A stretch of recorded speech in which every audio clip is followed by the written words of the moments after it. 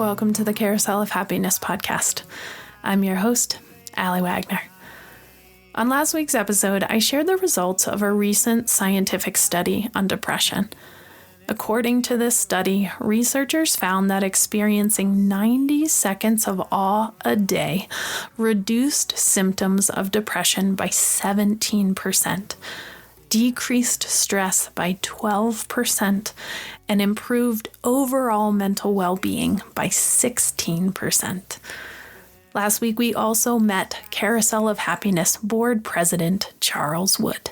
We learned what it was like growing up in Houston in the 50s and 60s, how meditation brought him back onto his path in his early 20s, and how he loves watching adults, specifically grandpas, light up when they experience the carousel for the first time. On today's episode, we meet seer, healer, and artist Cypress Willett. If that name sounds familiar, you might remember I met Cypress on my visit to the Warrior Storyfield in Longmont. She was one of the ones that helped me weld my little metal dragonfly from episode 13, remember? And if you've been to the carousel recently, you've seen Cypress's work. High above the carousel, surrounding the ceiling, you'll find a series of brightly colored stained glass windows made just for us by her. On the first part of this two-part episode, I sit down with Cypress to talk about her journey from ER nurse to full-time healer and artist. She explains how important ritual can be to connecting us to our helping spirits and guides. And she tells me about a pop quiz she gave Archangel Michael. Plus, she surprises me with a very, very special gift. Let us begin with today's story.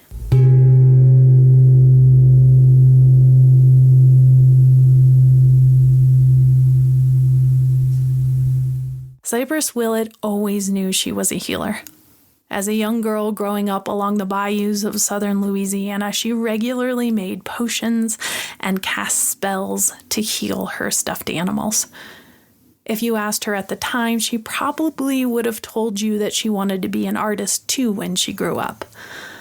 But times were different then. Artists don't make money, her Catholic family told her. And as far as that healing energy stuff goes, that's just voodoo, they'd say. So Cypress decided to take her desire to heal others and channel it into being an ER nurse. It was a model her family could understand. It was a model she could understand. And for 16 years, it was a model that worked. Sort of. Cypress admits to me that she cried both before and after each and every single nursing shift the entirety of her career. And I am shocked. Not just because that is a lot of crying, but because she really doesn't strike me as someone who would do anything she didn't want to do. Cypress has what I would describe as nurse energy. Nurse energy to me is that highly functional, dynamic, all-knowing energy. Think about the best nurses you've seen on TV. They snake from room to room, taking in all of this information from all different sides and perspectives. They analyze it, and then they spit out a solution seemingly instantly.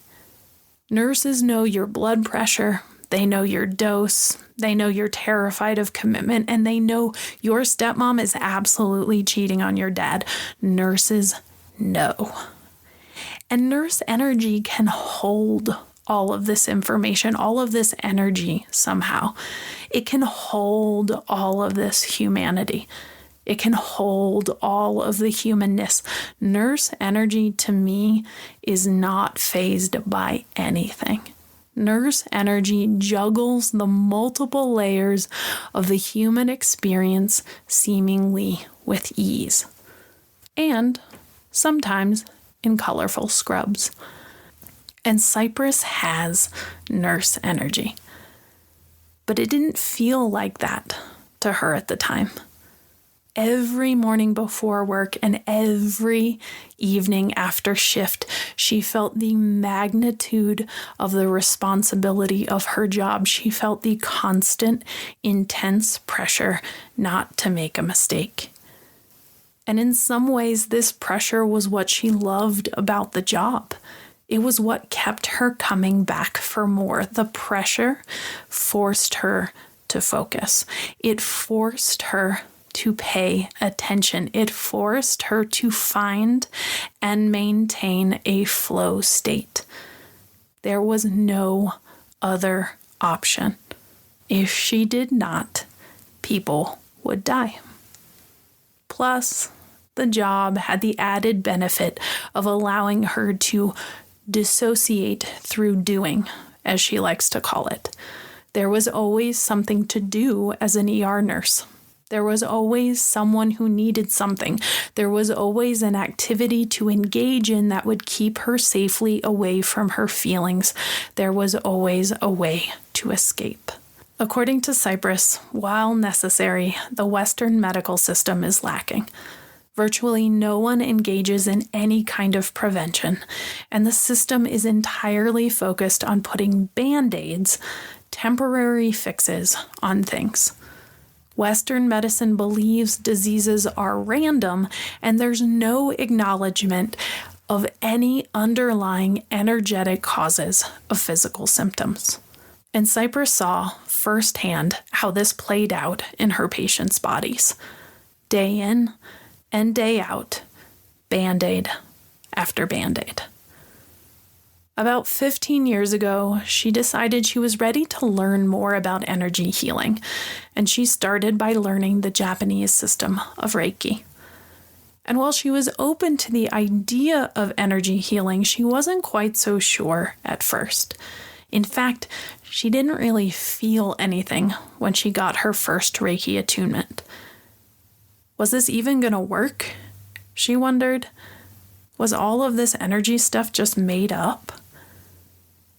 It wasn't until the next day, after her Reiki attunement, that she was reading a book about Reiki in the break room at the hospital when she started to feel something in her hands.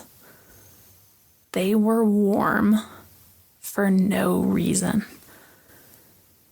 And this made her curious, but she was still hesitant. As a nurse in the ER, she saw lots of patients who claimed to see spirits and ghosts. Sure, some of them were heavily medicated, but others weren't.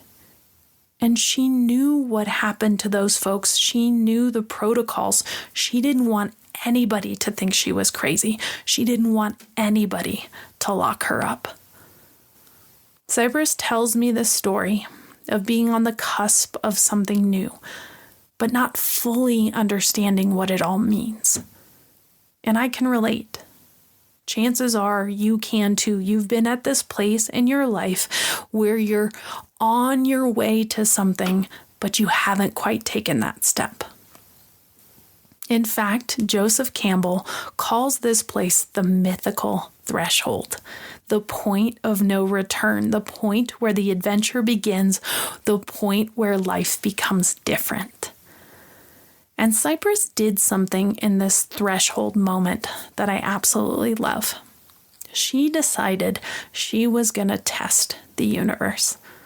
If this energy stuff was all real, she should be able to get some proof. She had recently read in one of her books that Archangel Michael was the, quote, Mr. Fix-It, so to speak, of the angels. He was known as someone you could count on to fix something if it were broken. So Cypress decided to make a personal request to Archangel Michael to fix her fancy, expensive blender. That's right. She had one of those expensive blenders and it was broken and she wanted to use it to help her eat better, but she didn't have the $600 to buy a new one. So she thought, you know what? If Archangel Michael is indeed Mr. Fix-It, he should be able to fix her blender. So she said a prayer, asked for the blender to be fixed, explained to Archangel Michael why she wanted it fixed, and then she thanked him. A couple of days went by. Cypress couldn't bring herself to check the blender. She wanted it so badly to be true. She wanted so badly to believe. She wasn't sure what she was going to do if it didn't work. She'd be so incredibly disappointed. But eventually her curiosity won out, and she checked on the blender. As she turned it on, she heard that familiar high-pitched whine, that awful noise it had been making, and she started to get disappointed. And then, all of a sudden, the noise changed. Her blender worked. Cypress was hooked. She started studying different forms of energy healing from all sorts of different teachers. In addition to being a Reiki master and teacher, she studied yoga before, and she attended a 2-year clairvoyance training program at Psychic Horizons in Boulder. Remember Jolie Wingerson, the animal communicator I talked to in episode 16? She was one of Cypress's teachers. After studying other modalities like healing touch and Primus healing, Cypress shifted her focus to shamanic healing. She's completed 3 years of training thus far and recently began a 2-year program with the world-renowned teacher, Sandra Ingerman. During most of this time, during all of this training, Cypress is still working at hospitals in Boulder and Longmont. Eventually, she's able to convince one of the hospitals to allow her to practice Reiki on shift. She was regularly called to bedsides when patients were experiencing seemingly inexplicable problems with pain or blood pressure. Cypress would sit down, call on her guides for support, put her hands on the patient, and watch their symptoms mitigate or disappear altogether. Her colleagues were surprised. She was not. Cypress's wish for everyone is that you're sovereign. You're free to make your own choices, free to follow your own guidance. She strongly believes that each and every one of us can heal ourselves. And we access that capacity for healing by listening to our intuition, by listening to the guidance of our helping spirits. Cypress calls on ritual to connect her with her helping spirits. When I ask her what she means by that, she explains that ritual allows us to directly connect with our healing spirits and guides by asking for something, be it guidance, support, or even a functional blender, and then waiting for a response.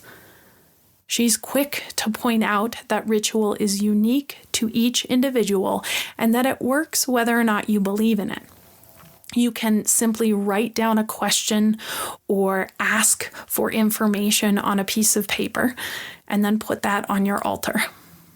You can speak a prayer right before bed. You can close your eyes, explain why you want the blender, and wait a couple of days and then turn it on.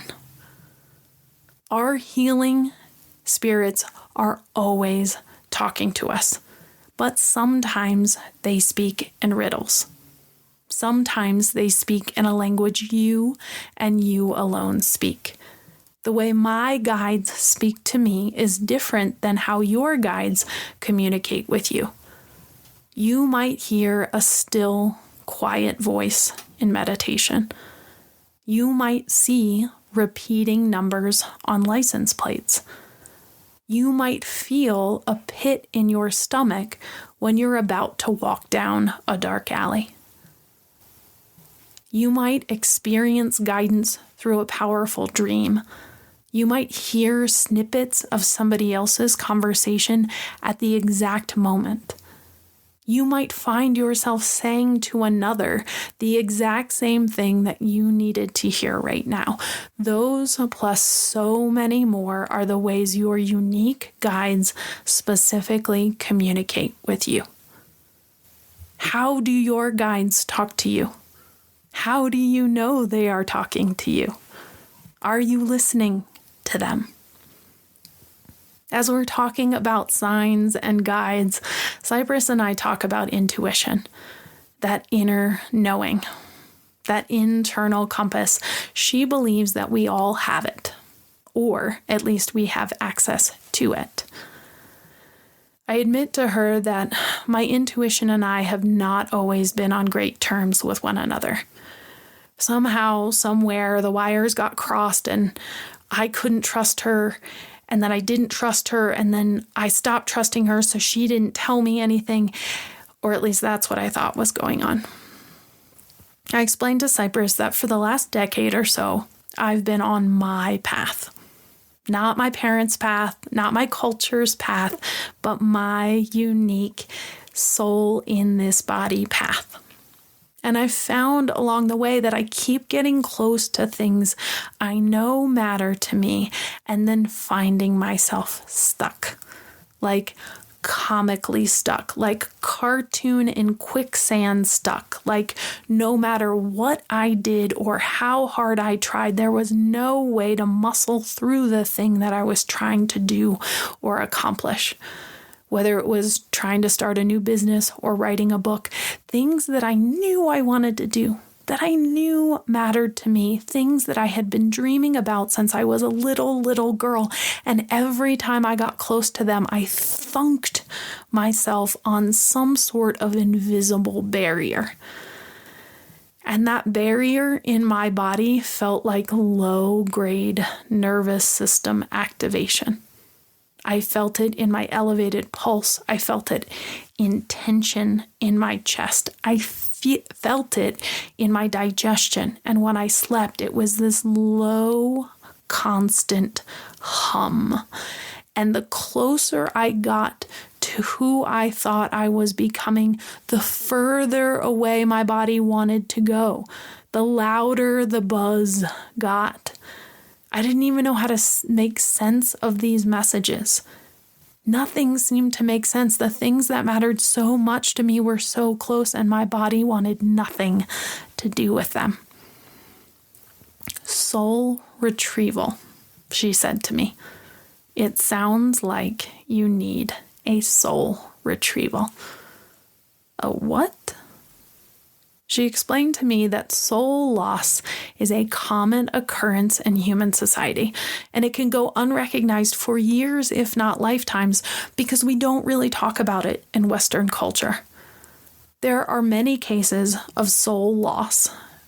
The primary ones include trauma, illness, and situations of high stress, and it's during these moments that a small portion of your soul's energy can fracture and leave. And it does this to avoid whatever trauma the rest of your body is experiencing. It does this to preserve and protect itself.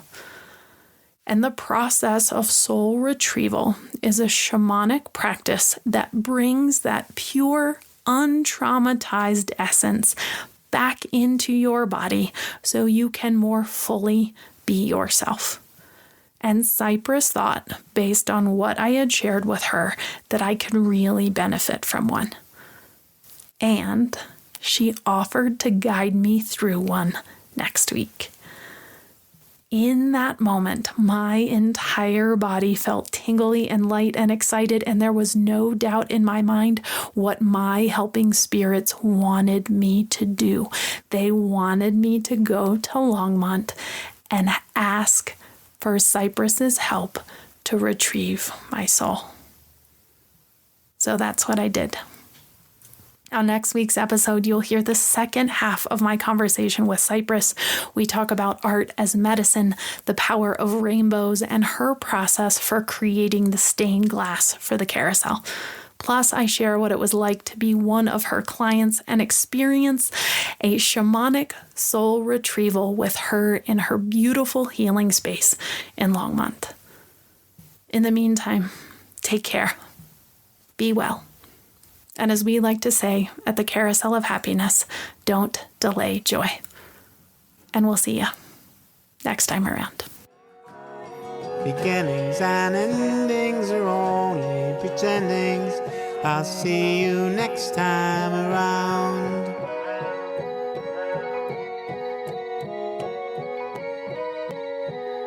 I'll see you next time.